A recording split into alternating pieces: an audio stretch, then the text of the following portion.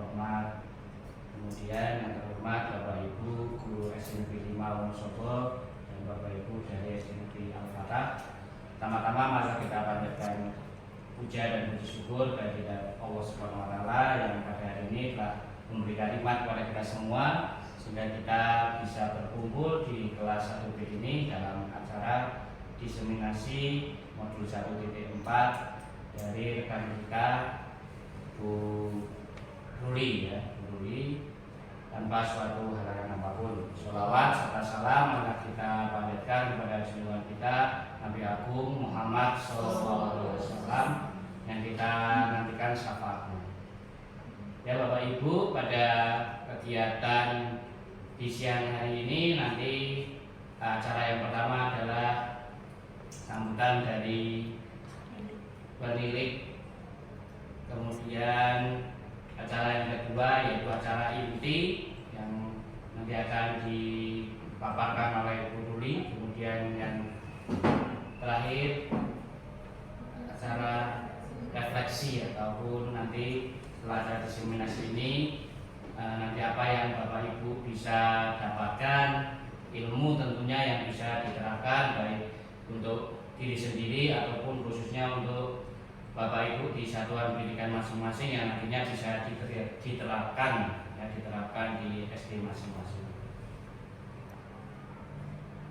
Menginjak acara yang pertama adalah sambutan dari penilik, kepadanya kami persilahkan. Menyampaikan destinasi hasil kita bersama Ruli mengikuti calon guru gerak. Hari ini mungkin destinasi ini akan disampaikan pada pendengar bagaimana modul yang sudah dipelajari oleh Bu Ruli. Selanjutnya kita berharap ada implementasi di lapangan budaya positif yang bagaimana tidak sekedar hanya teori saja, tetapi lebih implementasi di lapangan. Tentunya implementasi di lapangan tidak kalah pentingnya ada kolaborasi dari panjenengan semua. Semakin akan menguatkan bahwa budaya positif yang ada di lingkungan kita di satuan pendidikan bisa berjalan dengan baik.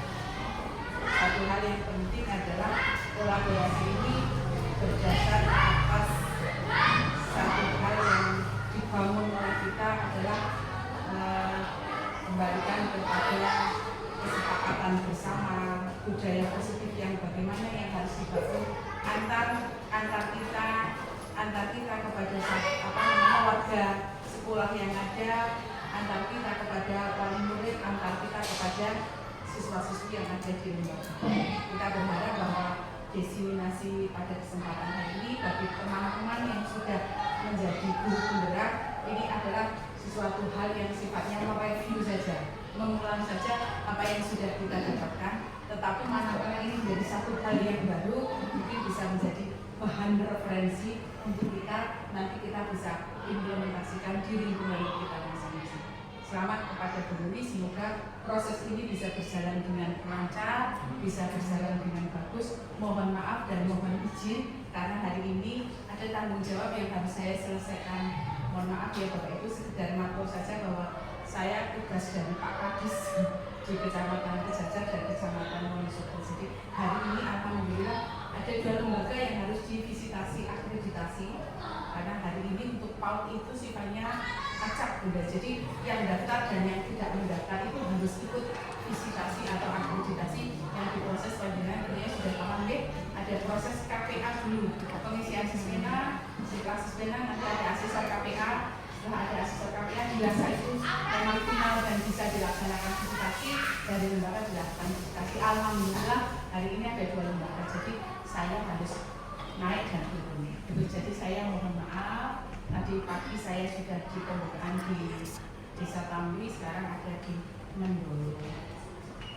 Tidak apa-apa, tetapi mungkin sekedar bahwa aktivitas hari ini yang harus saya kerjakan. Jadi terima kasih pada Bu Ruli yang sudah mengundang saya. Bu Ruli ini adalah teman saya dulu pada Bintek Transisi PAUD SD yang menyenangkan. Alhamdulillah kemarin juga kita sudah sosialisasi melalui Pesona FM dan itu alhamdulillah juga direspon positif dari bagian kurikulum ya, direspon positif dari bagian kurikulum dan ditindaklanjuti dengan kita melakukan sosialisasi Bapak dan Ibu semuanya dengan Bunda PAUD Kabupaten. Saya sampaikan bahwa tatkala kita hanya sosialisasi pada satuan pendidikan pada guru-guru, tidak membekas sampai akar rumput katakanlah di masyarakat apal artinya. Jadi kemarin direspon positif oleh Bunda PAUD Kabupaten sehingga ada sosialisasi bentuk video yang disampaikan sampai pada masyarakat. Begitu deh. Terima kasih, mohon maaf dan sukses selalu buat Guru Li menjadi guru penggerak yang sejati dan insya Allah selama 6 bulan harus maksimal, okay? Selama 6 bulan harus maksimal. Memang melakukan seperti ini kalau kita ikut dalam program guru penggerak ini 24 jam tidak cukup. Kita punya nambah lagi karena ada debu yang harus dilaksanakan. Demikian Bapak Ibu semuanya dan dari saya apabila ada kurang lebih mohon maaf sekali. Assalamualaikum warahmatullahi wabarakatuh. Saya SMP sudah matur terus pulang gitu. Mohon maaf ya. Assalamualaikum warahmatullahi wabarakatuh. Waalaikumsalam warahmatullahi wabarakatuh.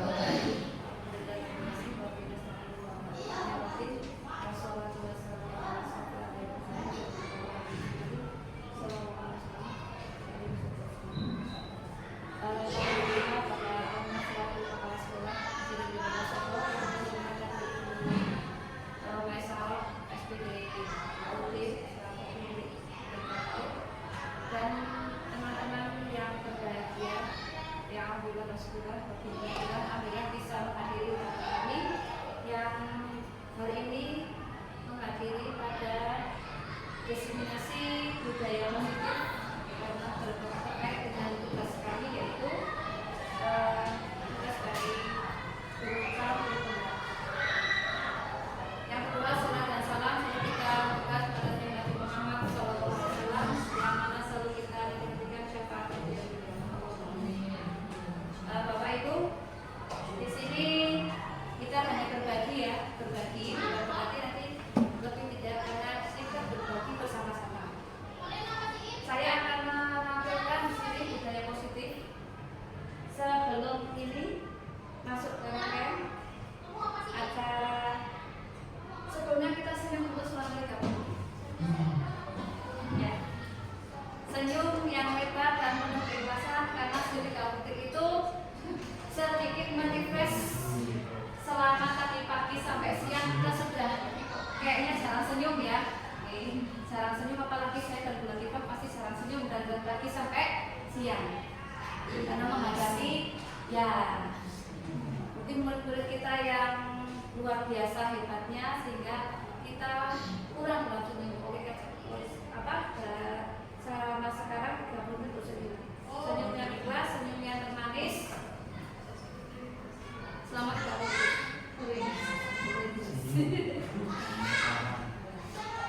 Oke Bapak Ibu, ini perkenalkan mungkin saya kenal semua, nama saya Damayanti dari SD Wonosobo. Status dipertanyakan. Oke. Di budaya positif yang akan kita bedah di sini kita belajar bareng-bareng, yaitu ada 6. Sebelum itu seorang guru yang baik harus memiliki kemampuan dalam mewujudkan budaya positif di sekolah. Budaya positif ini dapat dijaga dengan menerapkan ada 6 langkah atau 6 konsep yang kita terapkan dalam sekolah kita. Yang pertama adalah disiplin positif. Yang kedua motivasi perilaku manusia. Yang ketiga keyakinan sekolah kelas. Yang keempat kebutuhan dasar manusia. Kelima posisi kontrol. Dan yang keenam segitiga eksekusi. Bicara tentang disiplin positif, saya mau tanya dulu, menurut Bapak Ibu apa sih yang namanya disiplin positif? Monggo, jelas saja. Disiplin positif itu tentang apa dan bagaimana? Menurut Anda dengan semua dulu. Ada yang mau merespon ya? Tepat waktu. Oh ya, tepat waktu. Mungkin ada yang lain? Aturan. Berarti apa? Sikap yang baik. Sikap yang baik. Disiplin positif berarti mengarah ke hal yang baik. Menurut beberapa pengertian di sini, disiplin positif itu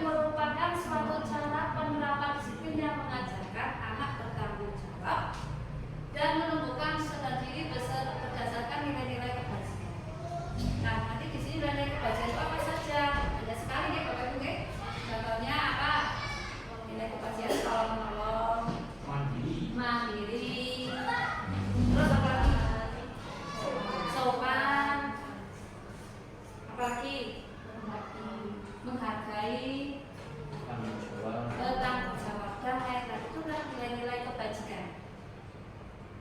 Pengertian yang lain disebut lebih ke arah disiplin diri yang dapat mengontrol diri dalam melakukan segala tindakan. Jadi untuk selanjutnya, disiplin positif yaitu disiplin diri dapat membuat murid memahami dan menyadari berdasarkan motivasi internal, bukan akibat paksaan, ujian ataupun hukuman.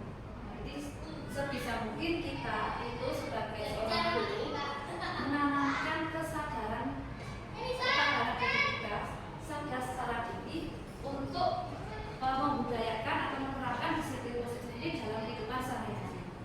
Jadi anak tidak ada keterpaksaan ataupun tidak karena ujian sehingga anak tersebut akan menerapkan disiplin positif ini. Jadi memang betul dari sadar dalam diri sendiri. Tentu saja Bapak Ibu, disiplin positif ini yang dikemukakan dengan itu semua betul.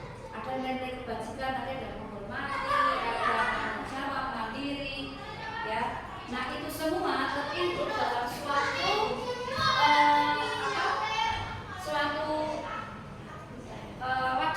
suatu wadah yang selama ini menjadi acuan untuk kita, yaitu dalam profil pelajar Pancasila. Bahwa profil pelajar Pancasila ini ada yang sudah kita tahu ada 6. Yang pertama beriman kepada Tuhan Yang Maha Esa, yang kedua mandiri, yang ketiga takut pendidikan global. Untuk selanjutnya adalah bergotong royong, kreatif dan bernara. Nah, kesemua tadi nilai-nilai kebajikan tadi semua masuk dalam profil pelajar Pancasila. Oke. Jadi ini kita bedah satu-satu ya. Maksudnya ke situ lagi. Kreatif. Karena suruh kreatif masuk juga dalam disiplin positif dan sebagainya. Nah, Bapak Ibu, motivasi perilaku manusia. Sebelum masuk ke materi yang selanjutnya, sekarang saya mau tanya, Bapak Ibu, kira-kira kalau berangkat ke sekolah itu motivasinya kan sudah semua apa? Motivasi jenengan waktu mau berangkat ke sekolah itu motivasinya apa? Bekerja. Cari nafkah. Ada yang lain? Mengamalkan ilmu. Apa lagi? Ada yang lagi? Yang lain? Gimana Bu Desi? Melakukan kewajiban. Untuk yang lain? Oke, jadi motivasinya beragam, ya. Mungkin tadi dari Bapak Ibu yang kemukakan tadi, boleh saya simpulkan. Ada tiga kategori. Bisa saya sebut tiga kategori. Yang pertama, untuk menghindari ketidaknyamanan atau hukuman. Jadi dengan berangkat ke sekolah itu kasih ya, tidak mendapatkan hukuman. Ya, takutnya seperti itu. Terus yang kedua, untuk mendapatkan imbalan atau pemberitaan dari orang lain. Ujian. Saya berangkat ke sekolah kasih ekor biar mendapatkan ujian mungkin dari atasan atau dari rekan sekerja. Jadi itu motivasi yang kedua. Yang ketiga, menjadi orang yang mereka inginkan dan menghargai diri sendiri dengan percaya dengan nilai-nilai yang mereka percaya. Jadi jenengan mungkin berangkat dari rumah ke sekolah memiliki motivasi yang ketiga untuk menjadi orang yang mereka inginkan. Mereka itu siapa Bapak Ibu? Atasan, teman, dan ya, terutama anak-anak ya, karena kita sekarang student center. Mereka inginkan dan menghargai diri sendiri dengan nilai-nilai yang mereka percaya. Jadi, monggo Bapak Ibu nanti dikategorikan sendiri. Kira-kira panjenengan itu berangkat ke sekolah itu karena motivasi yang mana? 1, 2, atau 3? Ya. Kalau karena ujian, berangkatnya kasih, ini dipuji oleh atasan dan mendapatkan reward dan sebagainya, ya. Atau tadi yang kedua, yang pertama menghindari banyak hukuman, takut nanti saya berangkat itu kasih biar tidak mendapatkan hukuman. Karena kalau kesiangan mungkin nanti ada teguran dari Pak Ustadz dan sebagainya. berarti itu belum berdasar pada kesadaran diri sendiri. Nah, yang selanjutnya kita akan membahas keyakinan sekolah atau keyakinan kelas. Keyakinan menurut Bapak Ibu, keyakinan itu apa sih artinya? Kepercayaan. Keyakinan kepercayaan.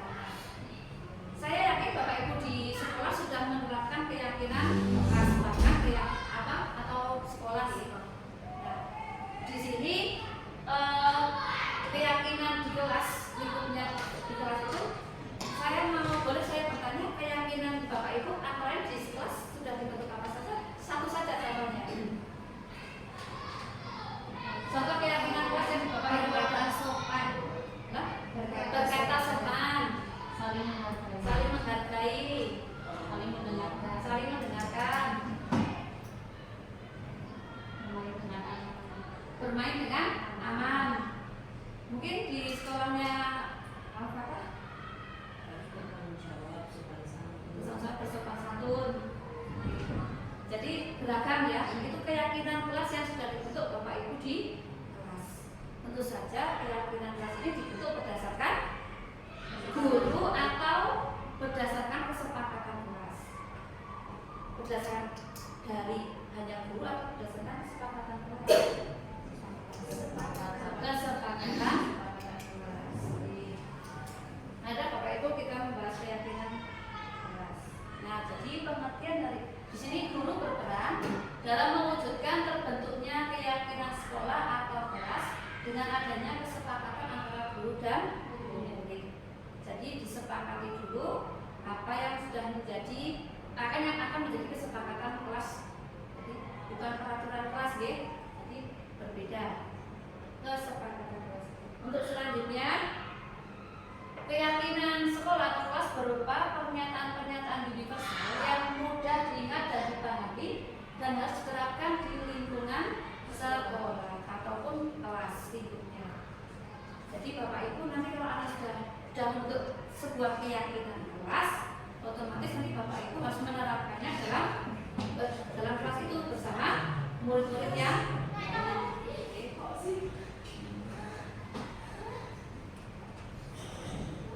ini contoh daripada keyakinan kelas, ya. Ada disiplin, tugas, ada tertib, respek, kebersihan, gadget. Nah, kayaknya kalau kelas 1 membawa gadget kayaknya masih ada sih ya, membawa gadget untuk pendidikan ya, untuk media pembelajaran. Disiplin contohnya datanglah tepat waktu setiap pagi ke kelas dan setelah istirahat. Tugasnya satu tugas itu bertanggung jawab, menyelesaikan tiap tugas dan selesaikan tepat waktu. Tertib memakai seragam dan menjaga ketertiban selama pelajaran. Respek dan hormat pada guru, murid dan semua pegawai di sekolah. Kebersihan, jaga kebersihan di kelas dan sekolah, buang sampah pada tempatnya. Gadget dilarang memakai handphone selama pelajaran berlangsung. Nah, ini Bapak Ibu contoh peraturan di kelas. Untuk selanjutnya, kebutuhan dasar manusia. Kalau berbicara tentang kebutuhan dasar manusia, contoh dari kebutuhan dasar manusia yang melawan apa saja? Papan, ya. Kebutuhannya ada kebutuhan jasmani dan kebutuhan rohani. Ya. Kebutuhan rohani bermacam-macam ya.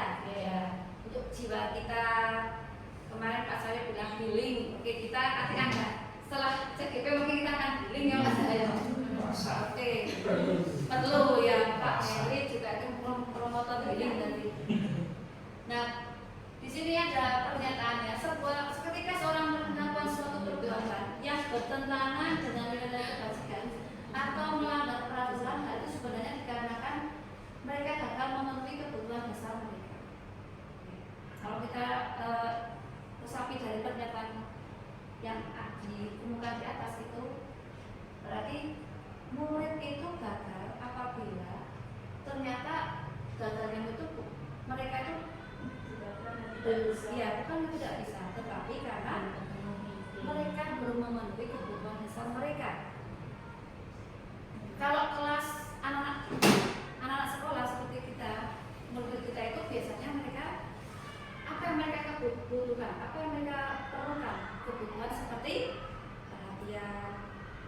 sayang, okay? Itu dominan hampir merata di semua murid kita.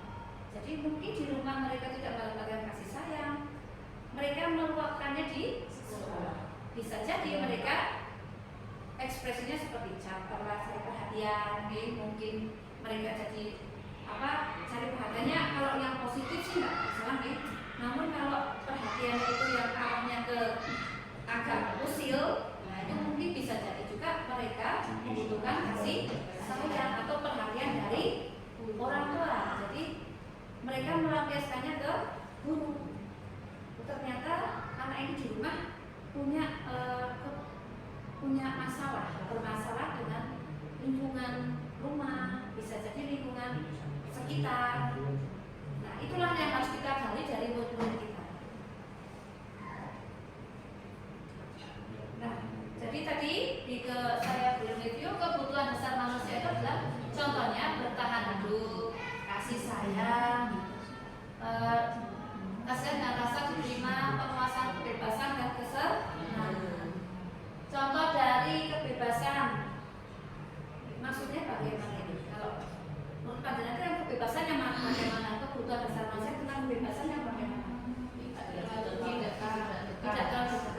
Terus misalnya kalau pernah nggak pandangan di kelas ada murid yang memang membutuhkan, ternyata dia itu butuh suatu kebebasan dalam pembelajaran. Misalnya contoh ya, di kelasnya juga ada seorang murid yang memang tidak bisa diam. Jadi anak itu butuh kebebasan untuk berekspresi. Namun kita harus tetap pada koridor, tidak perlu dilepaskan. Jadi bebas bukan berarti bebas sepenuhnya, tetap masih dalam pengawasan dan arahan dari kita. Jadi mungkin anak usil kemana-mana, mengerjakan semaunya, ya, mengerjakan tugas semaunya. Ada yang mau nulis, ada yang mau tidak nulis, ya. Sebenarnya ternyata mereka itu butuh suatu kebebasan.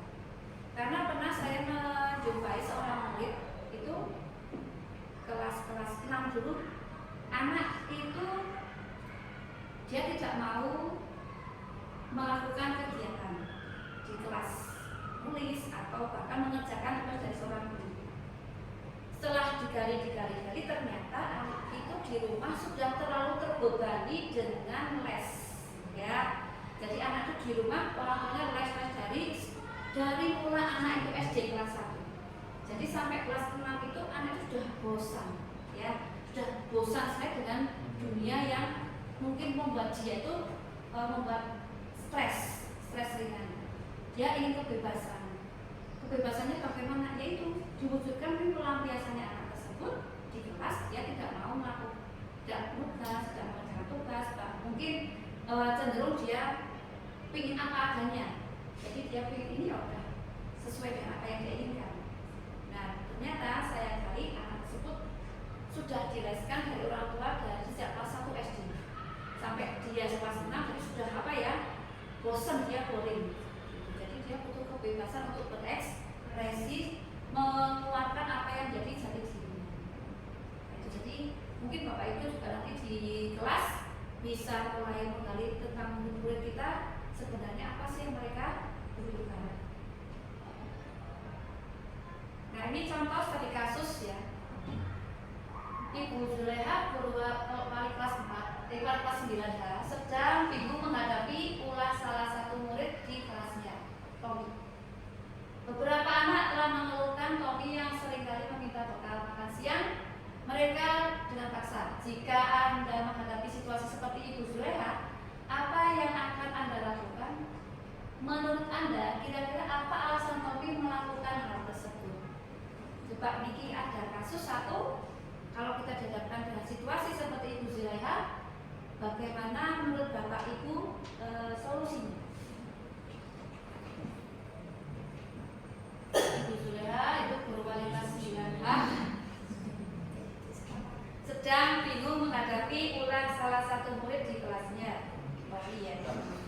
Beberapa anak telah mengeluhkan Tommy yang seringkali meminta bekal makan siang kepada mereka dengan paksa.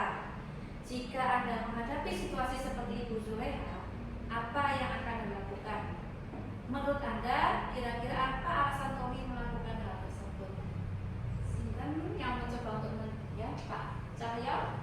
Yang saya lakukan tentunya menanyakan dulu kepada si Tommy, itu kenapa kamu kok sering meminta jajan kepada teman-temannya secara paksa. Ya. Kita menggali dulu. Yang kedua,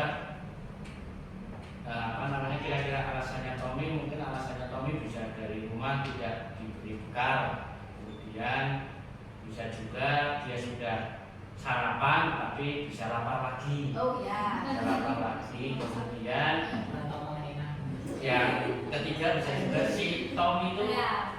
tidak membawa uang saku, kemudian dia ingin jajan yang dia inginkan, ya akhirnya meminta kepada temannya, seperti itu. Ya. Terima kasih Pak Sayo. Jawabannya mungkin ada yang lain? Mungkin Pak Hendri atau siapa?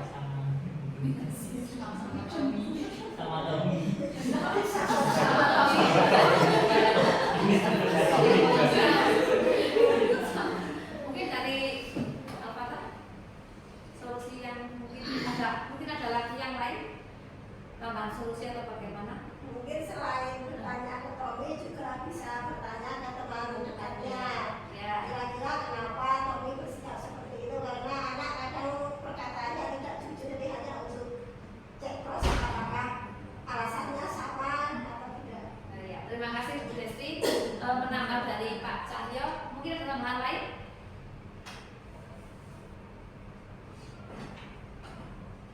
Ya.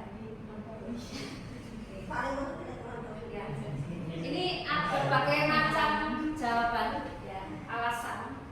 Alasan yang pertama, karena dia lapar. Ya. Orang tuanya tidak membawakannya bekal makan siang, maka kebutuhan dasarnya sedang itu berusaha juga menurut kami adalah berkebutuhan untuk bertahan hidup, survival. Tadi jawabannya teman-teman sudah betul semua, jadi untuk yang pertama karena ia merasa lapar, orang tua ternyata tidak membawakannya bekal makan siang. Untuk alternatif jawaban yang kedua, karena dia merasa senang temannya jadi memperhatikan dia, caper dia butuh perhatian. Ketika temannya melaporkan tindakannya itu pada guru dan gurunya memberitahu orang tuanya, sehingga orang tuanya jadi memperhatikan dia, maka kebutuhan dasar yang sudah dipenuhi Tommy adalah kebutuhan akan kasih sayang dan rasa diterima. Tapi ini alternatif jawaban yang kedua, kemungkinan yang terjadi. Yang ketiga, alasannya bisa terjadi karena temannya jadi takut dengan dia dan menuruti keinginannya. Maka sebenarnya Tommy sedang berusaha memenuhi kebutuhan dasarnya akan kekuasaan. Nah, ini mungkin dia memang tadi ya, imbasnya mungkin dia ingin diperhatikan dan sebagainya. Mungkin ada dari murid-murid kita yang seperti ini. Alasan yang keempat, karena dia merasa bosan dengan bekal makanan yang dibawakan ibunya dari rumahnya. Karena ibunya selalu membawakan bekal yang sama, jadi ibunya kurang kreatif kayaknya ya. Ini kurang kreatif. Karena seperti kita. Mungkin ayahnya mau kana wae gitu. Nah, TPN sengaja. Oleh karena itu dia ingin mencoba makanan teman-temannya yang beraneka ragam. Maka Tommy sedang berusaha memenuhi kebutuhan dasarnya akan kebebasan. Ini ya. Jadi untuk kita para ibu-ibu, non sewu, besok kalau membekali anak-anak ya bervariasi lah. Kalau misalnya kita tidak sempat memasak sendiri ya paling enggak. Kalau kayak ini boleh masak. Karena kayak ini nggak bisa masak sendiri. Bervariasi.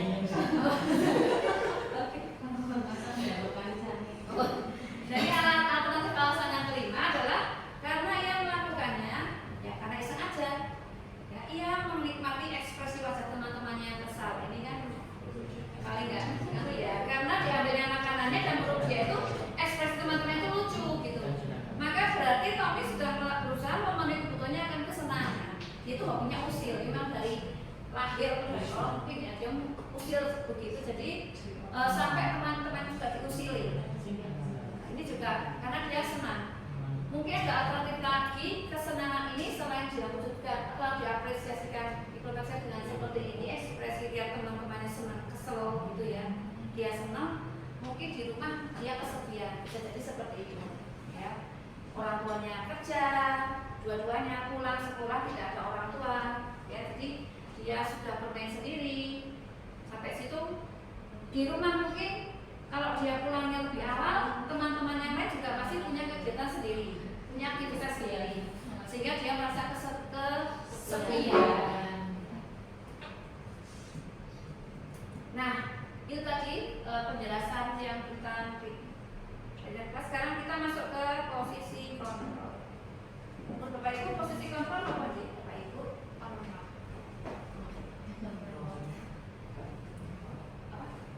Posisi kontrol penyeimbang. Ya, ada lagi atau siapa posisi kontrol Bapak Ibu apa? Manajer. Seperti yang kita ketahui, ini saya bedah dulu. Posisi kontrol itu ada 5 posisi kontrol. Jangan sampai salah baca ya Bapak Ibu. 5 posisi kontrol. Ya.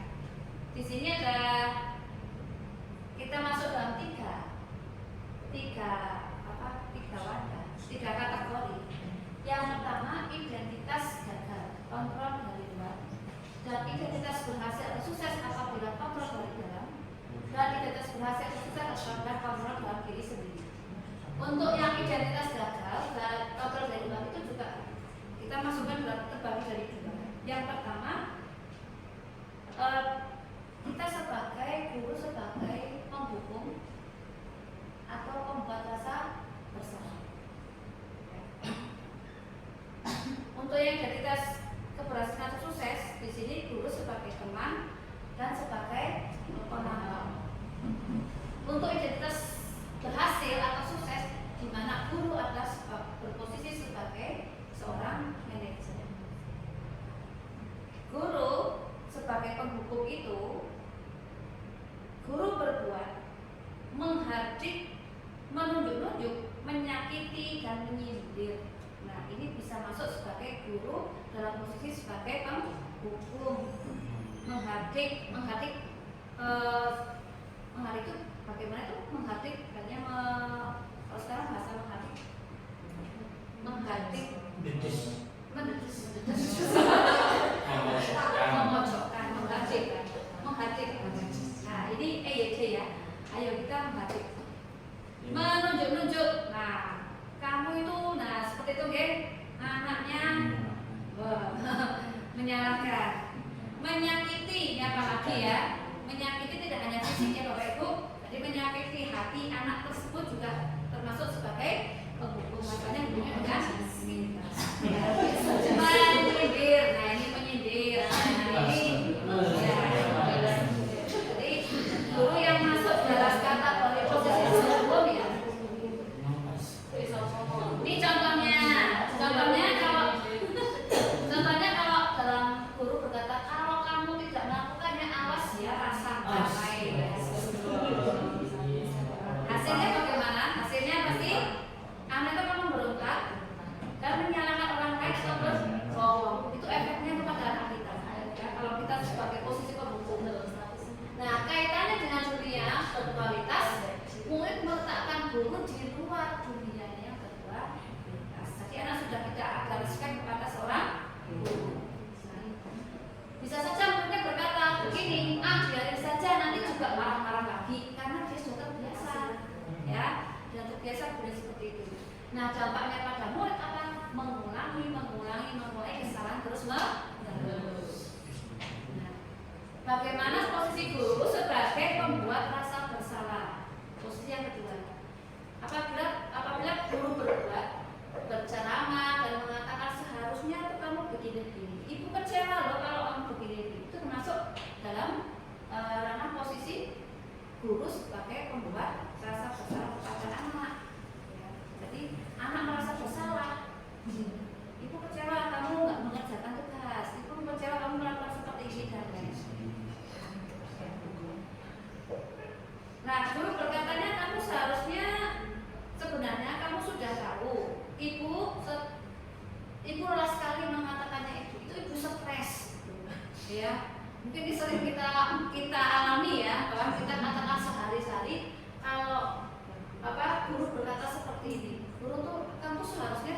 sudah tahu ya, ibu lelah sekali, capek ya.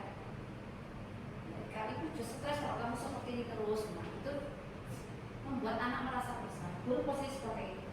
Hasilnya adalah menyembunyikan, menyangkal dan berbohong. Ini bisa ada imbasnya kepada anak. Nah, bagaimana mulai dengan kaitan dengan dunia berkualitas? Yaitu guru meletakkan guru di dalam dunia berkualitas. Jadi anak-anak masih agak sedikit bisa menerima, baru meletakkannya saja, memposisikan, oh dia memang guru saya seperti ini. Nah, murid bisa berkata maafkan saya bu, dan sebagainya bla-bla-bla. Nah, dampaknya murid merasa rendah di jadi dia minder. Ya. Nah, untuk yang kategori kedua, identitas berhasil atau sukses, kontrol dari luar, eksternalnya, ini mengharapkan imbalan atau ketergantungan pada orang lain. Nah, di posisi guru adalah sebagai teman. Yang pertama, ada guru berbuat, misalnya membuat alasan-alasan untuk muridnya, berbagai macam alasan. Contohnya, ayolah lakukan demi ibu. Ya. Masa kamu tidak mau? Ini ingat tidak ibu pernah jatuh gini. Ya, tergantung permasalahannya apa. Nah, di sini hasilnya anak jadi ketergantungan sama seorang guru. Karena di sini akan sebagai teman. Jadi anak hasilnya ketergantungan. Kaitan dengan dunia berkualitas, murid meletakkan guru sebagai orang yang sangat penting di dunia. Di dunia berkualitas itu. Jadi anak mulai bisa menerima kita sebagai seorang teman, selayaknya seorang teman. Nah, bisa saja murid berkata seperti ini, saya pikir bapak atau ibu teman saya, ternyata begitu. Karena seorang teman kadang-kadang kan bisa akrab, bisa juga dampaknya pada murid lemah, tidak mandiri dan ketergantungan. Posisi selanjutnya sebagai pemantau, guru berbuat menghitung dan mengukur. Bagaimana? Contohnya dalam perkataan misalnya apa peraturannya? Nah, ini ya otodidak. Nah, kamu tahu nggak aturannya ini apa? Peraturannya apa? Sedikit-sedikit peraturan. Nah, hasilnya menyesuaikan diri bila diawasi. Jadi murid merasa di mana-mana diawasi, ya seperti CCTV, ya. Murid meletakkan guru peraturan dan hukum di dunia yang berkualitas. Contohnya bisa berkata bagaimana, berapa banyak bintang yang saya harus peroleh, berapa halaman yang harus saya tulis. Karena anak sudah merasa tertekan, ya, merasa mungkin, oh berarti saya ini yang ya, sudah diawasi guru saya, ya. Jadi otomatis kalau anak kita itu tidak melaksanakan suatu tugas, dia akan langsung merespon dengan konsekuensinya di sini. Jadi kalau saya melakukan ini, saya harus apa yang harus saya lakukan, ya. Dampak pada murid itu menitik beratkan pada sanksi atau hadiah untuk dirinya, bisa reward atau bisa untuk yang terakhir sebagai seorang manajer. Di sini posisi yang masuk dalam identitas berhasil, seorang guru adalah posisi sebagai manajer, di mana guru ini berbuat mengajukan pertanyaan-pertanyaan. Guru berkata apa yang kita yakini, apa yang bisa kau kerjakan untuk memperbaiki masalah ini. Jadi anak dibuat berpikir, kalau anak kita berbuat kesalahan, anak kita pasti kita mencari atau menanyakan kembali keyakinan kelas pada anak, lalu solusinya anak bagaimana setelah anak itu berbuat kesalahan. Nah, di sini hasilnya itu menguatkan pribadi. Jadi anak sudah lebih berpikir secara mandiri. Kaitannya dengan dunia berkualitas, murid meletakkan dirinya sebagai individu yang positif dalam dunia yang berkualitas. Nah, bisa saja murid berkata, bagaimana caranya saya bisa memperbaiki kesalahan.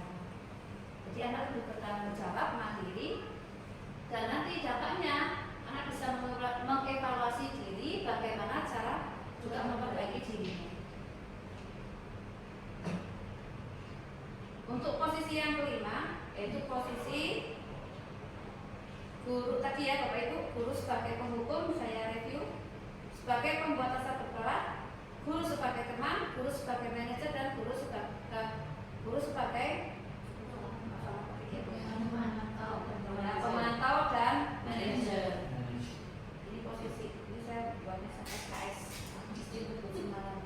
Posisi kontrol atau restitusi. Di antara kelima posisi kontrol tersebut sebaiknya seorang guru menggunakan posisi kontrol sebagai manajer.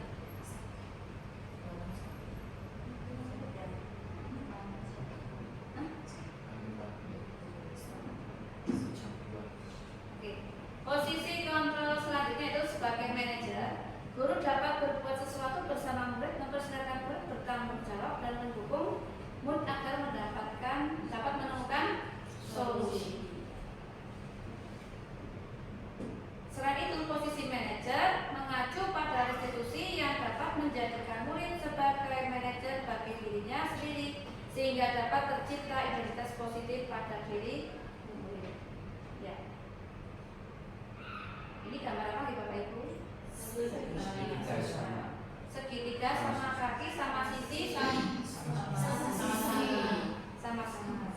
segitiga restitusi. Boleh saya memperkenalkan segitiga restitusi? Oke. Ini sudah pada manggil semua ya. Dalam tahapan dalam segitiga restitusi. Ya. Dari kejadian tadi yang di depan, permasalahan murid kita ya itu dengan berbagai kompleks, ada permasalahan yang anak itu membutuhkan kebutuhan apa, macam-macam kebutuhan tadi yang setelah kita bedah di depan. Nah, bagaimana sih kita mencari atau langkah-langkah apa saja yang kita lakukan untuk menyelesaikan permasalahan anak tersebut? Salah satu contohnya adalah menggunakan segitiga restitusi. Apa itu segitiga restitusi? Langkah-langkahnya adalah menstabilkan identitas. Yang kedua, memvalidasi tindakan yang salah. Yang ketiga, menanyakan keyakinan. Apa itu menstabilkan identitas? Mohon maaf kalau salah ketik ya. Menstabilkan identitas dilakukan berdasarkan prinsip bahwa pembuat kesalahan adalah bagian dari proses pembelajaran yang nantinya akan menggeser identitas gagal ke arah identitas yang sukses. Itu pengertian dari menstabilkan identitas. Jadi kita harus mencari dulu permasalahannya bagaimana, ya mengolah dulu ini apa, dari mana, jangan langsung setiap ada permasalahan kita langsung memberikan solusi yang ya nanti takutnya kita salah memberikan solusinya. Yang di sini berbuat salah itu hal yang manusiawi, tidak ada manusia yang sempurna. Kita pasti bisa menyelesaikan permasalahan ini. Oke, Bapak Ibu tidak tertarik untuk mencari tahu siapa yang benar, siapa yang salah. Jadi Bapak Ibu lebih tertarik untuk menyelesaikan masalah. Kalau kamu menyerang dirimu sendiri terus menerus, apakah kamu bersikap baik pada dirimu sendiri? Nah, ini kalimat-kalimat ini yang salah satunya untuk menjadi langkah-langkah dalam penyelesaian masalah murid kita. Nah, yang langkah kedua adalah validasi tindakan yang salah. Validasi tindakan yang salah dilakukan berdasarkan prinsip bahwa setiap perilaku berupaya memenuhi suatu kebutuhan tertentu, sehingga guru atau orang tua akan bergeser dari pemikiran stimulus respon menjadi proaktif, serta akan lebih mengenali dan mengakui kebutuhan murid atau anak.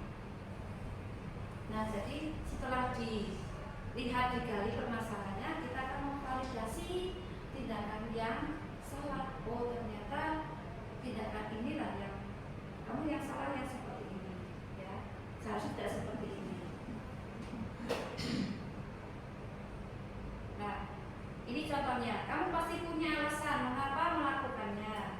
Apa yang penting bagi kamu boleh tetap berusaha menjadi tindakan sikap itu, tapi tambahkan sikap yang lain yang baru. Maukah kamu belajar cara lain untuk mendapatkan yang kamu butuhkan tanpa harus memukul? Ini berbagai macam pertanyaan-pertanyaan yang bisa kita ajukan kepada murid kita apabila kita sedang menyelesaikan suatu permasalahan. Yang terakhir adalah menanyakan keyakinan. Nah, keyakinan di sini adalah dilakukan memberikan pertanyaan-pertanyaan bermakna kepada murid atau anak untuk memunculkan motivasi secara instinktif sehingga mampu mengaitkan keyakinannya dengan tindakan yang salah. Contohnya bagaimana Bapak Ibu? Ini berbagai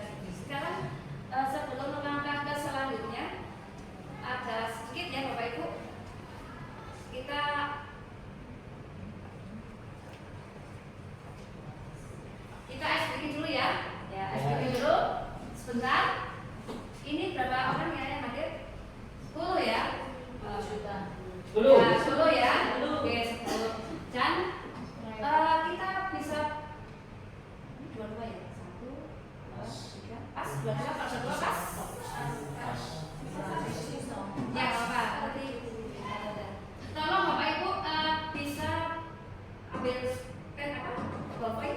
Ya, bolpennya nanti Bapak Ibu kita jadi satu aja. Sekarang Bapak Ibu sini maju ke depan semuanya seadanya. Tempatnya sekarang membawa satu bolpen.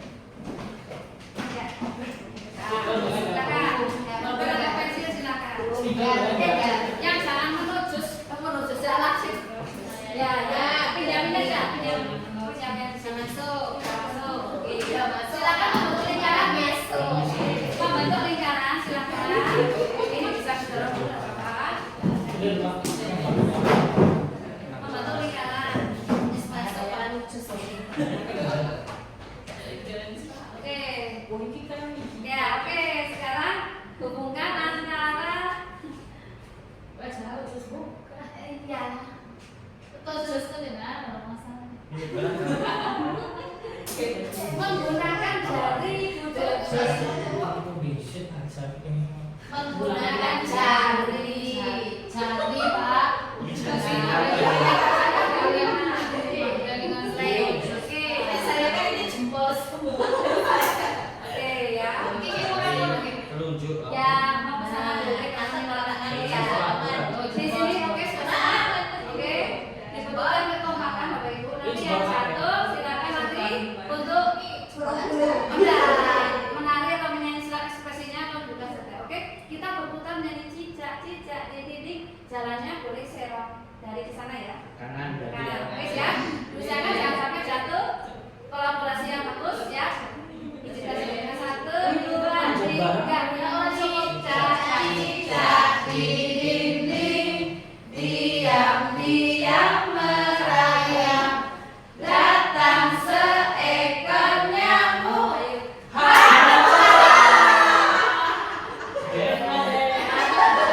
Silakan mau Bu Devi atau Pak Cahyo silakan.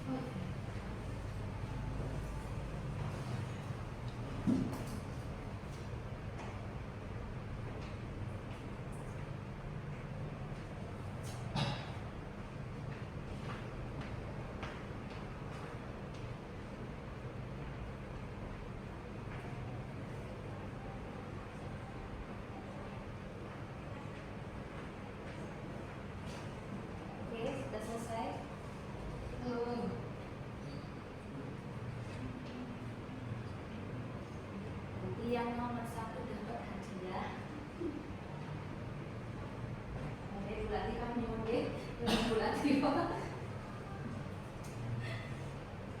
Lina sekarang Pak Herdi. Oh, Pak Herdi. Ya.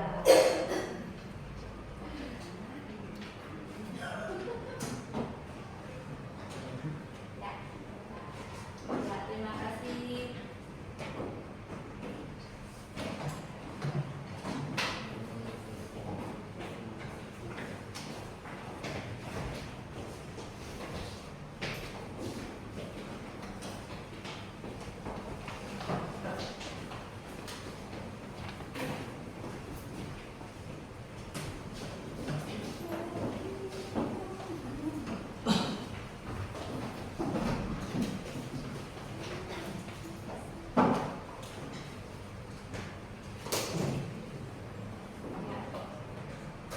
Sudah semua ya, Bapak Ibu.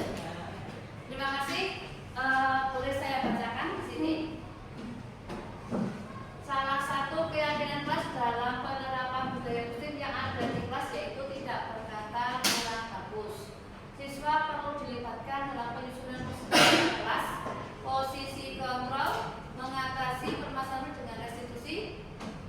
Budaya positif setidaknya juga diterapkan di lingkungan rumah. Terkait itu, budaya positif menerapkan beberapa konsep diantaranya disiplin positif, yaitu mengajarkan anak untuk tanggung jawab. Sangat penting untuk menumbuhkan kesadaran dari diri siswa sehingga mereka tidak terpaksa saat melakukan sesuatu.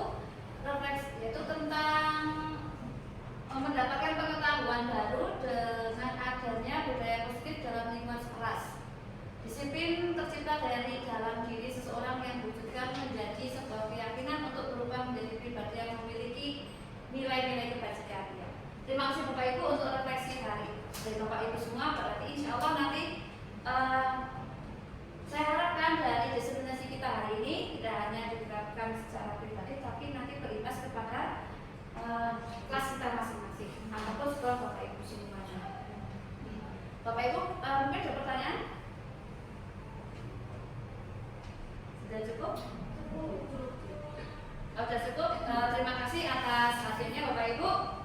Semoga nanti hasil dari ini membawa nilai-nilai kebajikan dan kebaikan untuk kita semua, sehingga sekolah kita bisa menjadi sekolah yang berbudaya positif. Terima kasih. Saya Iris. Assalamualaikum warahmatullahi wabarakatuh.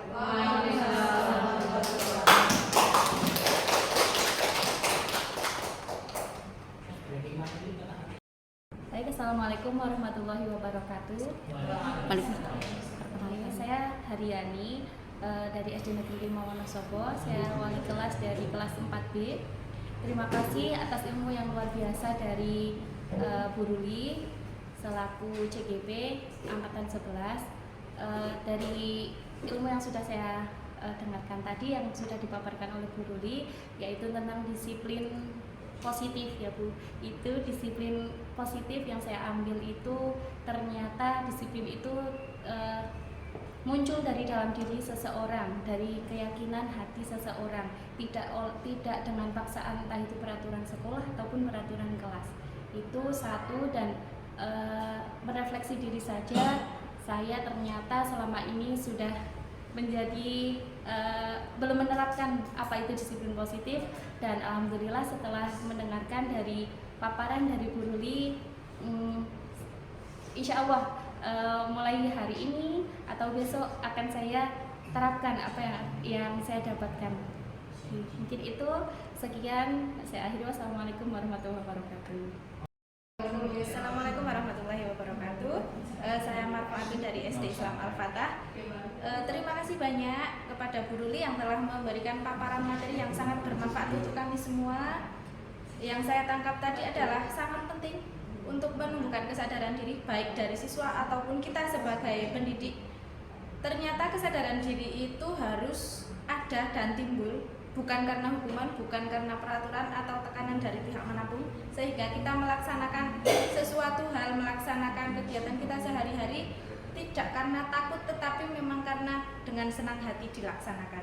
Apa yang Bu Ruli sampaikan akan kami laksanakan di sekolah kami. Semoga bisa terlaksana dan terima kasih banyak atas ilmu yang bermanfaat hari ini. Semoga kedepannya semakin sukses dan program guru penggerakannya diberikan kelancaran. Terima kasih. Wassalamualaikum warahmatullahi wabarakatuh.